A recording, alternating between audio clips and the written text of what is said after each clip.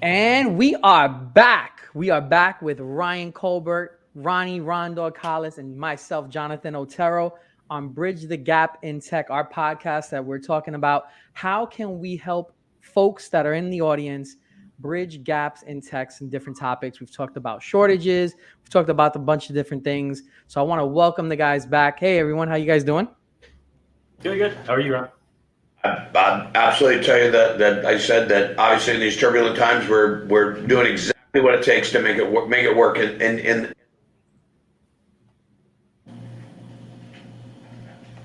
Sounds like I hear you, Ronnie. oh, you can't hear me or cannot? I hear you. Yeah. Perfect. Let's let the world hear us. Let's talk about it. Let's go right at Ryan right immediately and talk about from the security piece. What takes place in technology now? How are you taking those looks at security, be it edge security, be it compliance, and those sort of things? Well, I think everybody has to be looking at security all the time. It's a combination of things between vendor risk management and you've got employee and user training, security awareness training, security testing. Um, Really, you should be looking at how do you get from the legacy of that hard outer shell of a security perimeter to more of that zero trust model where any device can connect to anything that you need it to, but you secure the device and the content that you're dealing with. I think this is a topic that really everybody should be talking about. But the question really becomes, where are the real valuable players in the market? It seems like everybody and their brother is opening up some sort of a security firm, whether it's a software company or a consulting company, and they all believe that they're going to deliver this amazing value to the business. But when you start peeling away the onions, there's so many people out there that are just kind of, I hate to say fake, but they're kind of they're on the very beginnings of their journey and trying to figure out what security should look like inside of an enterprise, and they want the customers to help them figure it out. So, what are you guys seeing on the sales side? Are there really good vendors out there that people should be talking about? I mean, I personally, I tell you, there are some guys that I've even had on my previous podcast last year that have branched off and started doing their own thing that I can vouch for that are really, really good. I mean, former FBI cybersecurity guys. There's folks that are that I personally know that are legit, but I can also see because, like anything else in life, right? I mean, there's capitalizing on the fact that this is one of the biggest fears in an enterprise. I would imagine from the director of IT all the way up, this is what keeps you guys up at night. Are we going to get attacked? Are we already attacked? How do we keep ourselves fortified? And, you hear it at every IT symposium you go to. So I see them springing up all over the place. And yeah, you're right. I mean, it's hard to kind of, get through the weeds. Who's legit? Who's not?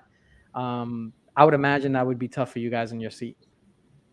But one of the things I also, and I guess Ryan, you could verify this about the cybersecurity insurance now. I think that also has become a play in the marketplace that there's companies that are offering that insurance that, hey, by the way, whether they were Nikes or Nickies because they were made on third shift, that a lot of these companies that because they have some experience but not necessarily the tools or the equipment are offering solutions like you said that really sound good, but if you go to a CFO and it's a value point of what are we paying for this security we didn't believe that we needed 2 years ago.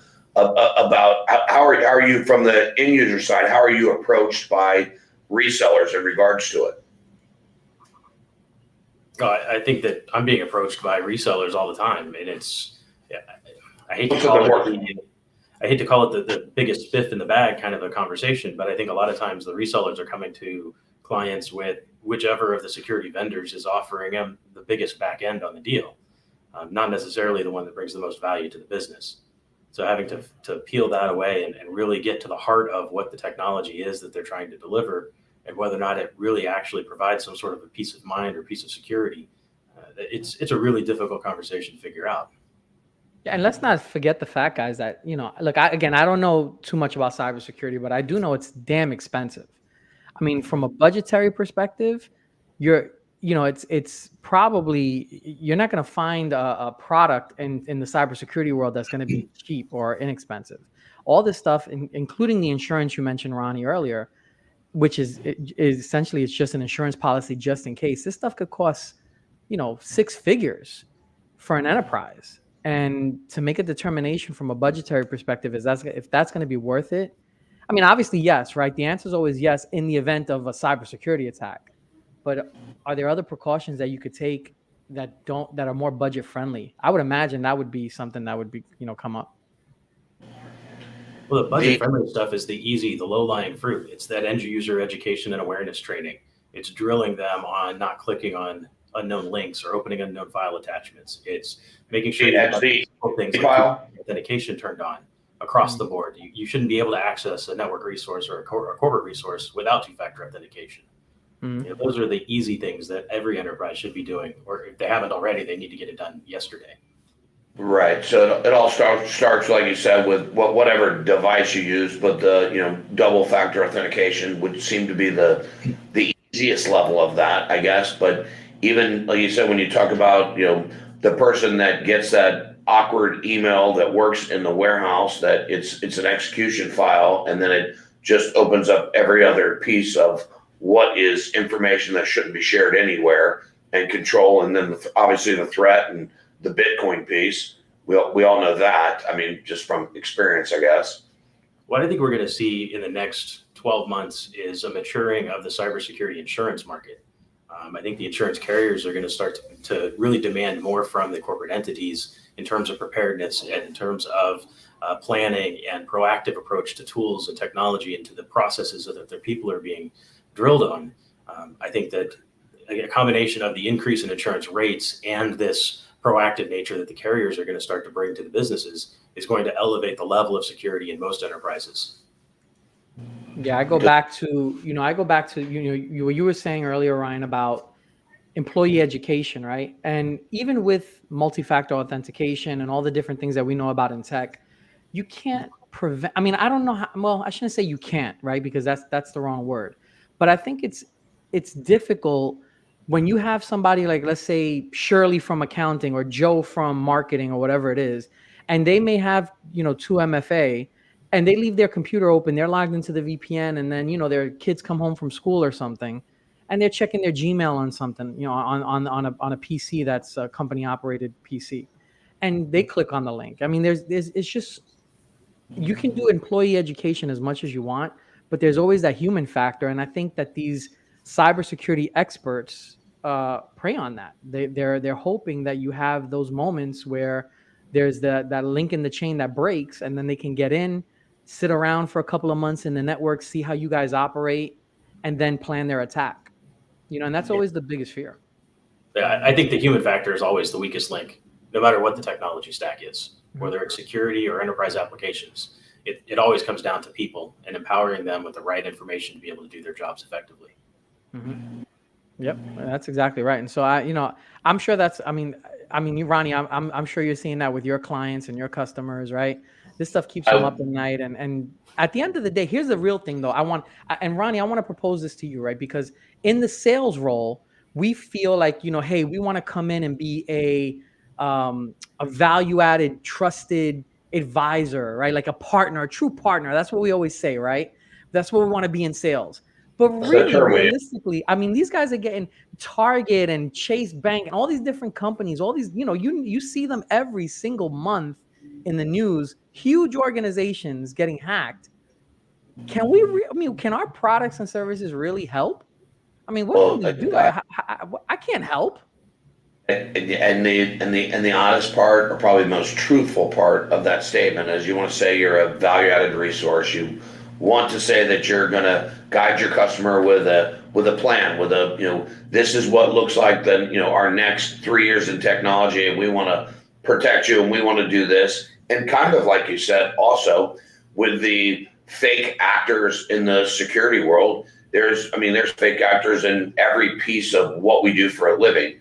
So it takes a Ryan to be able to kind of, I guess, use the sifter and divide through that and figure out how do I not lose my job, and how do I not lose, like you said, profitability for a company, and still use a business unit to make sense and to be manageable. So it's very awkward because there's more vendors, believe it or not, than there are salespeople nowadays, right? So every vendor has a plan, has a thought. So, and like Ryan, to Ryan's word, every vendor has a how do you get paid motive. So sometimes as a trusted advisor, you have to really make yourself the trusted advisor and really decide that, hey, you know what? Let's look at every platform. Let's like again, back to Ryan said, peel it back a little bit and use what is the best way to protect our client, because nobody wants that. And Ryan would say this, that 9 o'clock Friday phone call, because that's when all hell breaks loose, by the way. Usually it's Friday night at 5 o'clock or 9 o'clock. And then somebody, like you said, somebody opens something up and the next email is, we're going to expose your clients. We're going to expose you. We're going to, we need 2.8 billion in Bitcoin. So there's a from the sales perspective, you have to be selective in regards to what vendor you'll use. Everybody tries to be that trusted advisor. It's almost like an overused term, right? I can't answer a phone call without somebody trying to tell me that they're my trusted advisor. They're not. Listen, I've been talking to you for a very long time. I will tell you, I do trust you. I have given you advice, but I definitely would say that I think at the end of the day, it comes to, like you said, from the end user side, it comes to the manufacturer that I trust, the policies and procedures that I've already pre-written. So you have to have some sort of protocol. And so in order to have those operational statuses, that has to take place. And it takes somebody being intelligent and looking at, for instance, like you said, all three of us, we all sit on different sides of the desk, but it takes a bit of advisement, but it also takes encouragement. There is a very small window of, because I could get a sales spiff, it's not worth losing my relationship of who I sell to. Yeah, but not everybody operates that way. Correct. Yeah, correct. There's a lot of those trusted advisors that call me, and they're really just talking about that sales spiff. Yep. And that's what we talk about commission breath. I mean, but that's I don't know where it was, at some training, some point in time, someone used the word trusted advisor, and everyone gleamed on that and said, let's use that on every single piece of content that we put out there. And it is overused. And that's why I go back to what I was saying earlier. I like in my previous life, when I worked at other companies in the telecom field, they used to sell like DDoS mitigation, right? And I mean, I used to think about, we used to have trainings where they would say, well, if there's an attack, we're cutting it off at the, before it hits the network and before it's on-prem. And I used to say, man, there's dudes sitting in Russia and all these different countries that are way smarter than you and I. You don't think that they know how to get past this simple DDoS mitigation that I'm going to charge you $3,000 a month for? You know what I mean? Like, I couldn't sit across the table, and I don't know about that stuff. I'm not a cybersecurity expert, but I knew enough to know that there is no way that this little product that we're selling this guy is gonna really work. And I can't sit across the table and tell you it's gonna work and have you sign and feel confident about it, and then when it doesn't, there goes my trusted advisor status. Yeah, well, again, go back to the term even, so in our industry, we're a VAR, so we're a value added resource. That's the term. Obviously, again, same thing as trusted advisor, certainly overused, but the value is really only added when you create a relationship, and creating the relationship seems to be the biggest piece of it.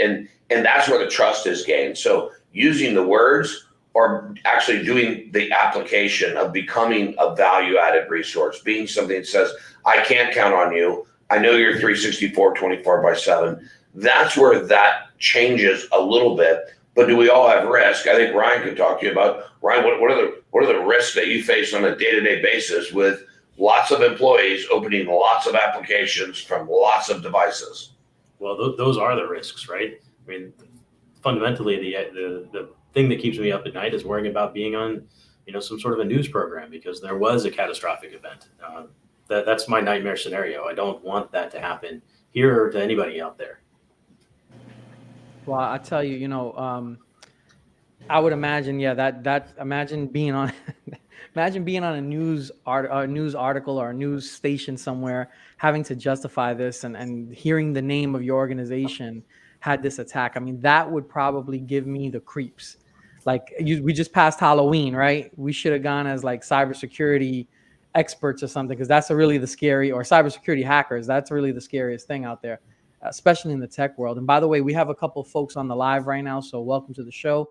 If you do have any questions for myself, Ryan, Ronnie, any one of us, feel free to just put those in the comments. We're talking right now about cybersecurity, and that's kind of the theme of the day right now, because it's just, obviously it's a hot topic in our industry in tech. It continues to be. Sometimes it has ebbs and flows. Right now, I'm seeing a lot of it. And so I think we should probably bring it to light and just kind of have a conversation about it. So if you have any questions, feel free to put those in the chat. But yeah, guys, I think it's just something that's it's interesting to me how we can see all this stuff. And then we talked about insurance, and we talked about the other thing that you mentioned earlier as we got kicked off here was a comment that you said. You used the term zero trust. And I had just found out about that term a couple of months ago. I was doing a podcast, a one-time kind of like event called Just One Bite, and it was spelled not bite like when you take a bite out of an apple. It was bite like a bits and a bites, like BYTE. And we had a couple cybersecurity folks on there, a couple experts, and a question was asked by someone in the audience about zero trust. I had never heard of that term, and I think it's interesting where there are some companies that have adopted the zero trust type of theme, but like to extreme, where like, for example, Ryan, you have different admin codes and admin passwords than, the guy sitting across, or the engineers at this section, or the project managers working on this project. Like everyone has their own admin codes, their own, passwords and all these different things. Literally it's zero trust. No one knows what anyone's doing. How does if I'm not saying that you guys do that at your organization, but if you did, how do you communicate working on the same project when you have different teams if you have zero trust? Well, I think that zero trust doesn't actually mean that you don't trust anybody in the organization, right? It's not that you're keeping all of your content separate and apart from what your coworkers are doing. It's more about not trusting any of the devices that are on your network and making sure that the end users are authenticated, and for sure that really is the person who's accessing that device, and that device really does have the right tools in place to be able to protect it from a cyber perspective. That you've got the basic things covered, your antivirus, your VPN client is up to date, that you've got all your patching is done. Those are like the core basis of being able to establish a zero trust. And then you've got some tools on top of that you would put in place, like a CASB solution that takes not just the device that you're connecting from, but the location you're connecting from and the resource you're trying to get to, and correlating that with the user that's trying to do that action, and making sure that those things all make sense together, that is really something that person should be doing, and it makes sense for them to be doing. And it's not really about how many different passwords are inside of the organization, right? You have password managers to help you to deal with that, tools like password managers to help you deal with that complexity. But it's really about making sure that no matter what device it is that you've decided to come to work and perform your jobs on, that device can be secured, and that you can get your job done in a safe and meaningful way. Gotcha. I mean, because like I said, I've actually heard of organizations, or I've spoken to organizations where they take it to that extreme, where different departments and different people have different. They don't see on the network what other folks are doing. Like there's, for whatever the reasons are, maybe they have to have that high level of security. But when they talk about zero trust, like my department does not trust your department, and it came from that kind of. I guess that's where the name kind of sprung from, but. I think that's kind of, I think it's just a crazy time that we live in when it comes to that type of network topology, if you're doing that. Ryan, isn't that also basically a term that's used? Zero trust topology is really also the term that says that's more from a packet distribution level, as opposed to the security team doesn't talk to the network team, that sort of stuff. I do understand that, but it's more of at the edge or firewall level, that we're not letting something through because we don't recognize it, and gathered in some database somewhere, this could or could not be something that is good. Yeah, it's almost like treating every device as if it was its own unique node on the internet, and you're protecting that device with a firewall of some kind. And all of the traffic coming in and out of that device is intentionally allowed, that you're filtering out all of the unknown stuff. Yeah. Well, it's a crazy, like I said, it's a crazy time. I am curious to know, where were you guys for Halloween, by the way? Awkwardly enough, if I tell you I dressed in drag. I would believe you. I knew that you would believe me at that. I do know you'd believe me. That I would. Ryan, what were you for Halloween? That would be about. I did not dress up. I simply passed out candy. Well, and I simply collected candy, but it was with complete trust. So Halloween trick or treating. Now that we're post COVID, you're allowed to accept candy. I even took apples. Didn't believe they had razor blades in them. I got a popcorn ball. Just right back to the same old things. I didn't steal anyone's candy, but I did get candy. You know, Ronnie's the kind of house that strikes me that he would give out that candy corn, individual candy corn instead of putting in like a wrapper. And then your mom and dad throw it out afterwards. Yeah, he probably licked each one too as he was handing it out.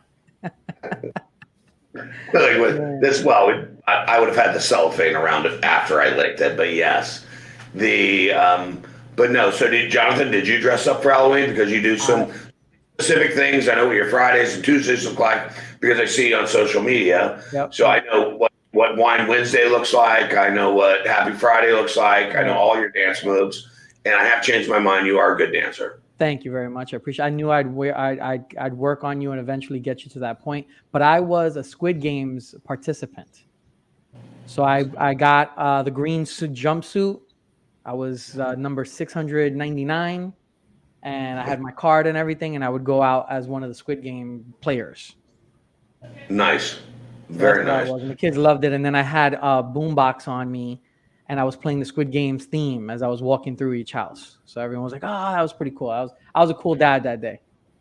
That is a cool dad. Ryan, just real quick, again, if we flip back to the security piece, how does a large organization make that algorithm of how we plan for our security? And is it phases, stages, days, years? What is that? What does that look like from your side of the desk?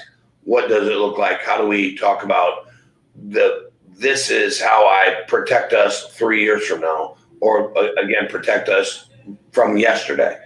Well, the first thing I'm going to do is I'm going to ask my head of security, what's his roadmap look like? And let's talk through those objectives and those priorities that are on the table. In my opinion, I don't think that anybody can really plan security in modern technology infrastructure that goes out more than a year or two. The marketplace changes so quickly. The attack vectors change so quickly. What's important 6 months ago will still obviously be important 6 months from now, but there will be a whole new set of challenges, and you have to be ready to adapt to those changes as they're coming at you in nearly real time. The only real constant is that I think the budget for security is just going to continue to inflate. And when you speak to the budget, that is that cybersecurity, insurance, it is that firewall protection. Again, it's tools, technology, and people. It's not just the insurance coverage. It's not just the tools, but the number of people and the skill sets of those people is constantly being upgraded too. Jonathan, is usually where you talk. No, I just think it's interesting. I listening to this. Like I said, I am not. I know where my strengths and weaknesses are when it comes to cybersecurity. I am not at that level to have this type of conversation like you guys are. I just think it's interesting seeing what I always try to put myself in the shoes of my buyers and my customers and clients and kind of seeing what they look at in certain things. And so for me, it's, I really am, I'm not, how do I want to say this? Because I don't want to insult anybody who's in the audience that might be watching, but I am of the belief that we can't help from a cybersecurity perspective, because I think the hackers are always 5-10 steps ahead of us. And I've seen too much in the news, in media, and seeing what's happening with these large organizations being hacked. And I don't want to sound like a negative person, but I just don't see how we can help. I don't see how IT folks and these vendors and cybersecurity folks, and I'm a fan of some of them. I think they're all great, and I think they all have wonderful ideas. And there's probably certain things that we could do to take precautions. But I think it's almost like inevitable that you're going to get hacked one day. It's just what your reaction time is going to be when you get hacked. I would equate it to this. Maybe I'm wrong. Maybe I'm right. I have no idea. But I think at some point in time, and I don't want to get political here because that's not what this is about, but at some point in time, we're all going to get COVID, whether you're vaccinated or not. You're all going to get it at some point in your life. It's just when you get it, how your body's going to react to it when you get it, right? I think that's what cybersecurity is. You're going to get hacked. Ryan, I have a feeling one day you will get hacked, but it's just how you react and what steps you've taken to prevent it being, you being out for a month or being out for a day or being I out. think Ronnie's going to get hacked first. Listen, thank you, Ryan. Ronnie will get hacked. Yes, I would definitely tell you socially I would be hacked first. Before any of the three of us, I would be the first one to be hacked.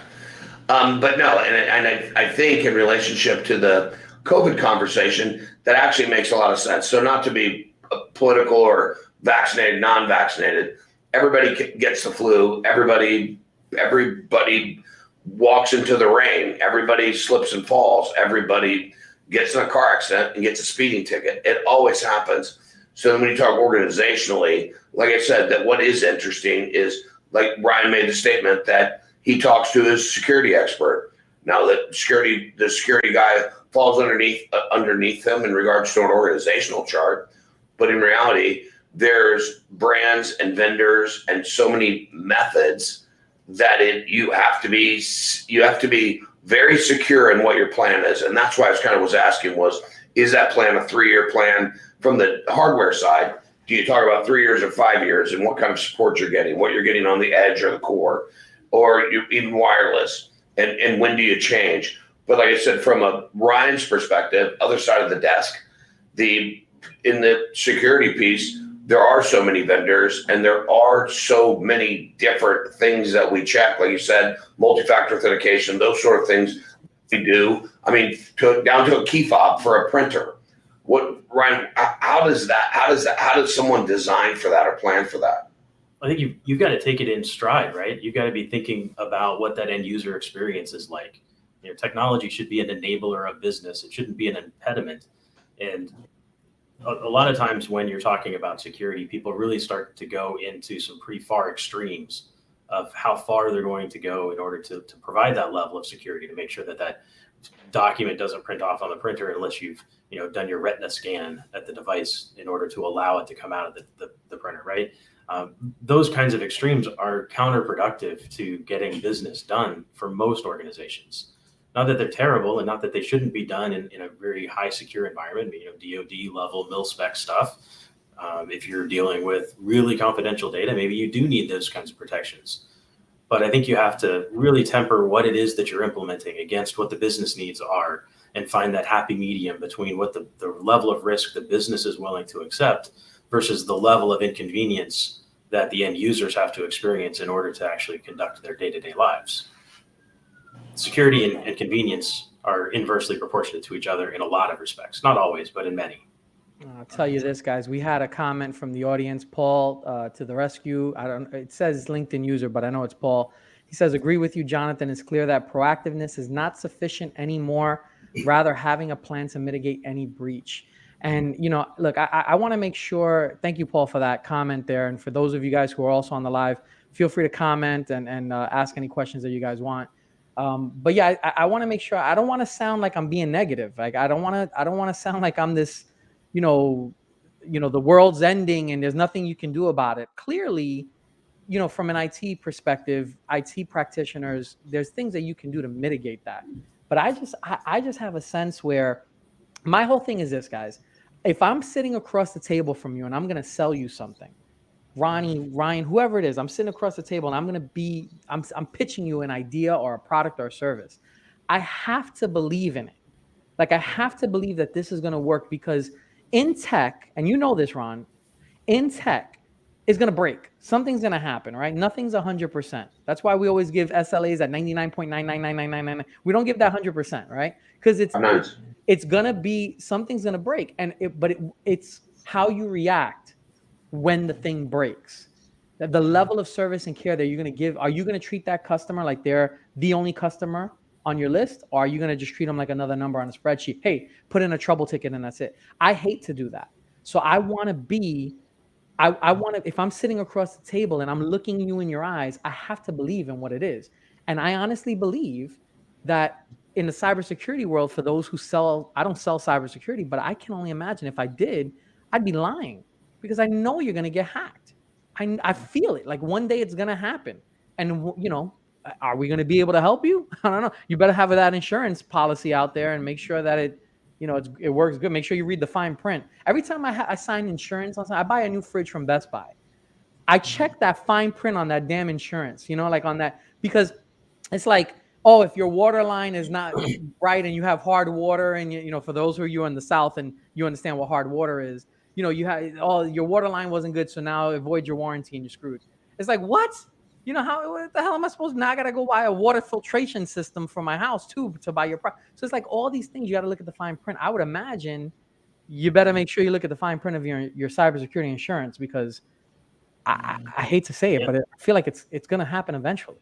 There's a lot of policies out there that exclude coverage for some sort of a threat actor, nation state threat actor. So if any government decides that the vulnerability that you fell victim to was created by or executed by, say, Korea or China or Russia or whoever, there's a possibility that the cyber policy may exclude coverage for whatever that damage was. Mm-hmm. Yeah. Like, why even have a policy if you're going to exclude the results of a bad actor like that? So quick question then also, Ryan, is how does a company how do you find the cybersecurity insurance? Where does that exist? Do you call your regular insurance person that writes the health insurance? There's brokers out there just like any other insurance policy. And they basically solidify it with, hey, it's whatever type of coverage to whatever amount, probably written in Bitcoin, I would imagine. And then that's what you pay, and it's a deductible. And do they audit you? Answer that. That's beyond my level of knowledge here. Is it when they write that insurance? And this is only out of my own curiosity. They write that insurance. Is it audited? Is your security audited? Did somebody do a SOC test or some sort of network analysis in regards to see where you fall into those lines? And that's where I think the insurance industry is getting smarter, and they are actually doing some of those tests now. Yeah. I'll take any of that business, by the way, just FYI, if I have to raise my hand for something. So Ryan, you said that this is interesting, right? Because I think we should dive in a little deeper to this. So they're just like regular insurance brokers, but they're focused on cybersecurity insurance. Is that correct? I don't know. I think that there are probably some that focus on cyber insurance, but I think that any good general business insurance broker at this point is going to have a portfolio that covers cyber as well. Mm-hmm. I would agree with that statement. I just wondered from Ryan's position. So from the end user position, how do those conversations come up? We're budgeting. Hey, by the way, we need some network gear. We're going to change some wireless stuff. We're doing SD-WAN. We're doing this for managed services. We're doing this for professional services.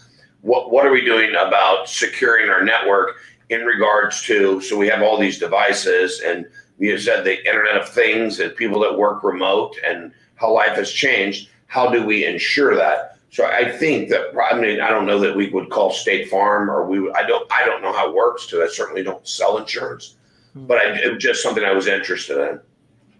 Yeah, I think it's an interesting topic. And then, let me pivot for a second here and ask this question, right? So regardless of whatever happens, let's say they ransom your network, and they have your servers, and they have all your stuff there. They have all your client information and all that good stuff. Is there still a need, to constantly be doing backups on a separate network? So in the event that they seize your information, I would imagine having those those backups, those recent backups that you can have client information that you can just bring back online. That could be something, but is it a big to do to have to constantly be backing up on a daily basis all your routers and servers and all the things that you guys have? No, there's tools out there that automate that process for you. They automate both the backing up of the devices and the validation that those backups are good. Okay, so it's just a question of making sure. Then I guess you would have that on a separate device, maybe somewhere else on-prem or in a data center somewhere that just constantly is an air-gapped backup copy. Right. So if you wake up on a Saturday and they say, we've got all your client information, we've got everything that your network has, we know passwords, we know everything that we need to know, and we're asking $40 million ransom. right? I mean, at some I'm not point, even going to talk about that.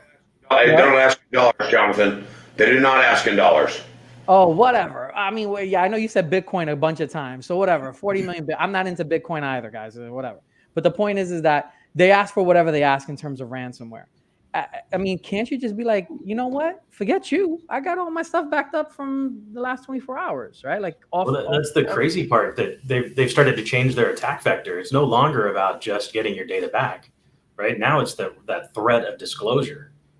So because they've now got copies of all of your confidential data, if you choose not to pay their ransom, if you choose to restore your backups, there's a very real threat that they're going to disclose all of that confidential data and subject you to a breach.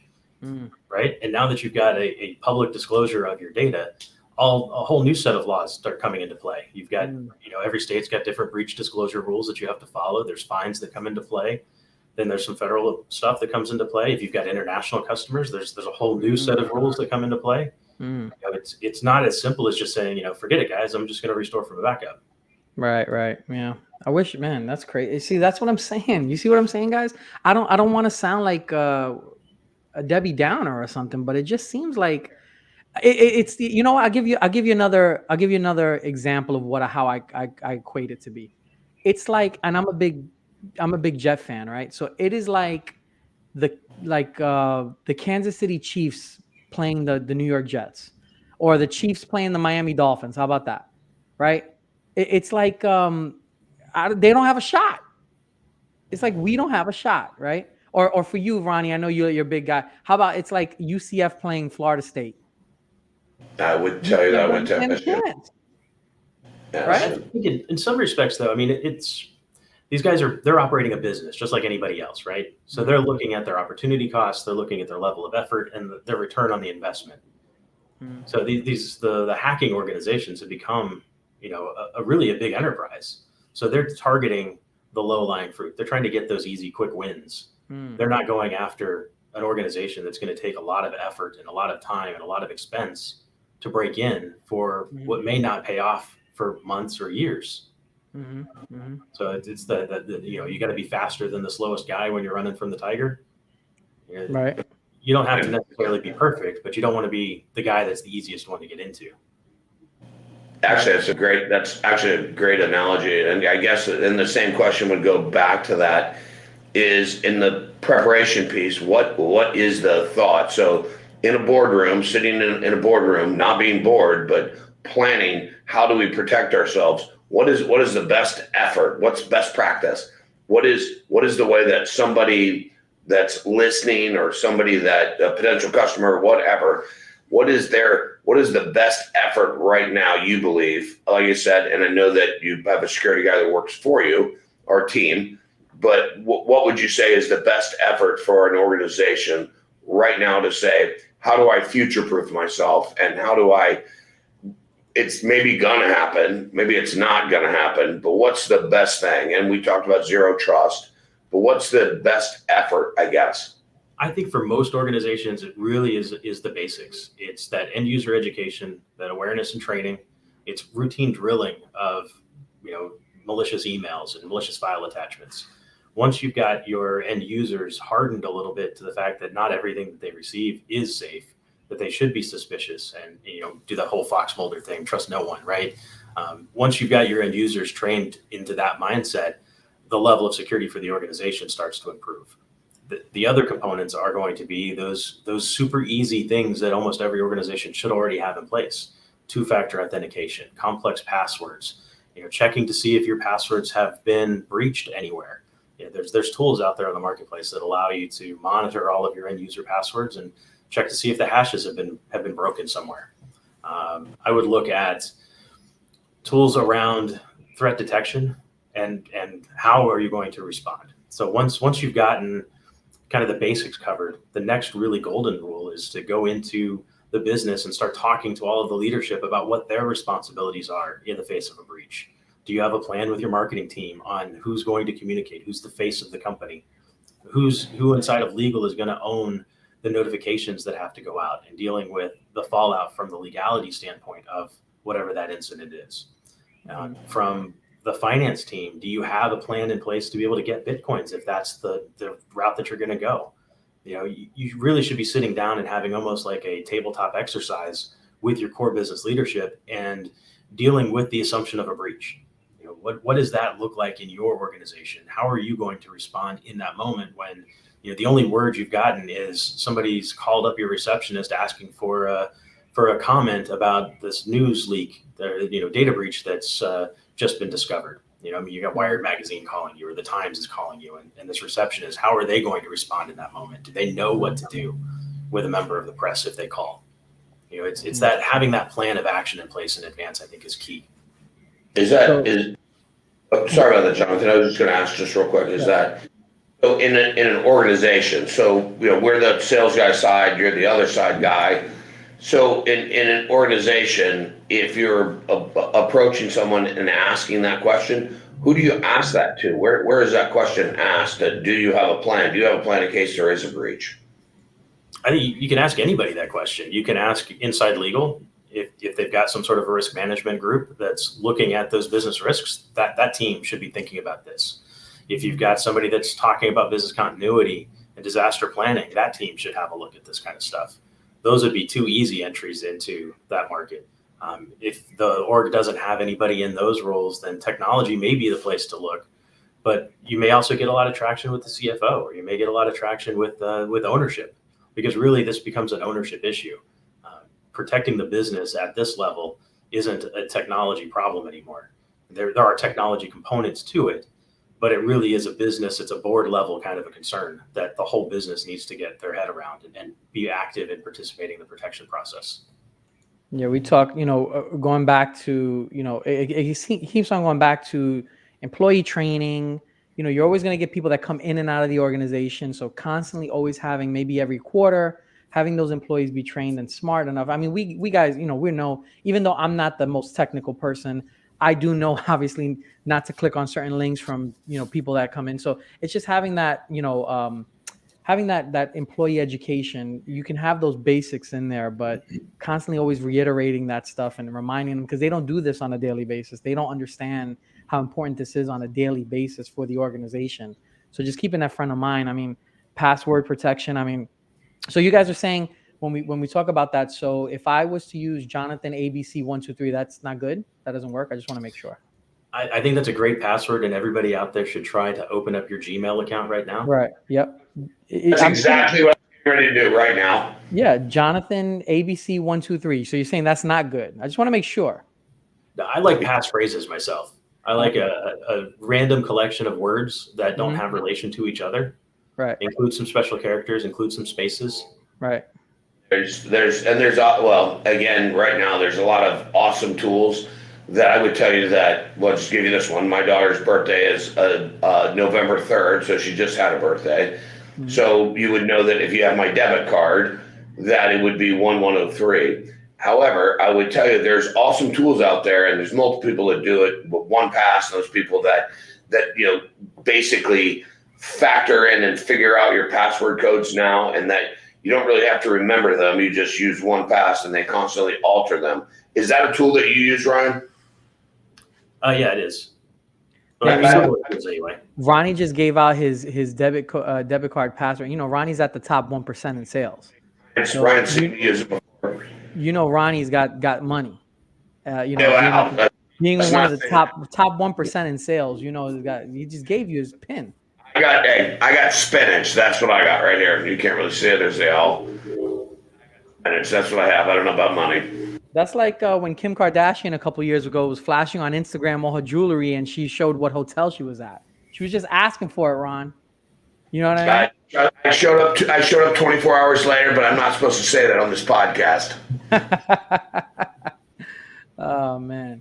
Ryan, back to the security piece. So that planning appropriation, and I guess everyone probably that listening or non-listening realizes those tools do exist. There's tools that help you prevent yourself from appearing to be vulnerable, I guess is the right answer.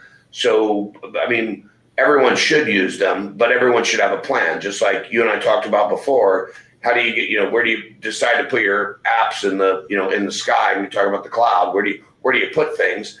there's tools, but it takes someone to figure out where to use these tools, I guess, to be protected, but also have a plan if we are breached, because like Jonathan said, eventually someone's always going to steal our, speaking of trick or treating, someone's always going to steal our candy bag at some point. It's going to happen. It's just when. Yeah, and I think there's also a component to not just having the tools, but also having the people and the knowledge internally to be able to execute with those tools. There have been a number of high-level breaches out there that they had all the tools in the world, but they were still, shrink wrapped in the box on the shelf. Nobody had actually taken the time to implement them completely. Yeah, it's an interesting conversation, guys, that we're having, and I think we're adding a lot of value to the audience when it comes to this, because not just us, right? This is something that every single organization, from the mom and pops all the way up to the largest of the largest who's who of Central Florida and the enterprise, right? Whoever's watching us in our audience here and across the US, this is something that we have to figure out how we can fight back, because it's just going to continue to happen. And there's got to be a way out there that we can protect our interests and protect ourselves and protect our organizations and the companies that we work for and represent. And so I'm glad that we had this conversation, because like I said earlier when we first jumped on, I'm seeing it constantly come up. Guys are asking me, hey, I know you don't do cybersecurity, but do you know somebody that does? Do you know someone we can talk to? Can you point us in the right direction? And there's just so much noise. There's so much coming on. We talked about all the different vendors now. There's more vendors than salespeople about it. I mean, there's just so much stuff there. So we have to, in order to add value to our partners and friends, how can we point them in the right direction and say, okay, at least get started, go talk to this guy. So I think it's an interesting conversation that we can have, and hopefully we've added some value to the audience. So with that being said, unless you guys have any other questions, I think we've kind of done our good deed for the day. What do you guys think? I think Ron's got to go get some Starbucks for Jan. You know exactly what listen, remember, she's Jantastic, and there's a peppermint shortage. Just like a chip shortage, there's a peppermint shortage. You cannot order a venti white mocha, 3 pumps of white mocha, or 4 pumps of white mocha, 3 pumps of peppermint, because you can't say that word anymore. No fat, no whip, no foam, stirred well with I love you, Jan, written on the side. Cannot do that. I do like the white mocha at Starbucks. I have to admit, I'm not a Starbucks guy, but I had that the other day by mistake. There was a cop behind me, and he ordered it. I ordered a caramel macchiato or whatever it was, and they gave me the white mocha instead. And I said, did you pay it forward? I paid for it. Of course I paid for it. He was a cop. You can pay forward. So that's been my new game, is I want to pretend Starbucks is more expensive, so I pay for the person behind me. Unfortunately, last time I did that, they ordered like 8 sandwiches. So it was like $64, but I saw you. I couldn't help it. I told you. Did I tell you guys why they call it a latte? I've said that before. No. I've never shared that with you guys. I know I shared it with you, Ryan. Yeah, you did. Yeah. Ron, you know why they call it a latte? Yes, I do know why you yes. Why do they call it a latte? Well, so you're answering it. I'm not questioning it. Everyone thinks it's from Brooklyn, right? For those of you who don't know in the audience, everyone thinks it's a French term. Everyone thinks it's a French term. It's actually originated in Brooklyn. It's because it costs a latte money. I go to Dunkin' Donuts. I have a regular, light and sweet, just like me. And that's it. And it cost me, $1.25. And that's all I don't know why everyone goes and gets these lattes from Starbucks and they're willing to pay $7. It blows my mind. Can I ask one question before you wrap this up? Go ahead. Can I just get one dance move? That's all I need. Oh, I can't. And listen, if you want to see my dance moves, I've got a bunch in the draft saved up, ready for you guys. You're going to have to go to my TikTok. You can follow me at Digital Sales Sync. That's the only way you're going to get a dance move out of me. Otherwise, I'll just give you a little shimmy shake. That's it. That's one of the next TikToks coming out where I do one of these moves. But that's all you're going to get from me right now. I like it. Well, I will tell you, I appreciate both of you guys and appreciate this time. Like Ryan said, I am delayed on Jan's coffee delivery, minus the payment. Other than that, I would say peace and love. Peace and love to all of you guys. Way to end it, Ron. We'll see you guys on the next Bridge the Gap in Tech episode. We're going to be here on Tuesdays. We try to be every single Tuesday for the cadence. If for you guys that are watching, but sometimes schedules conflict. There's 3 of us. We're all hot, professionals that are sought after in our fields. And sometimes it doesn't always work out, but we'll try to be here every Tuesday at 12 p.m. during your lunch hour. We'll post up when the next one will be, but we're looking forward to seeing you guys. In the meantime, just like Ron said, peace and love. See you guys next time. Take care. Love you guys. Bye.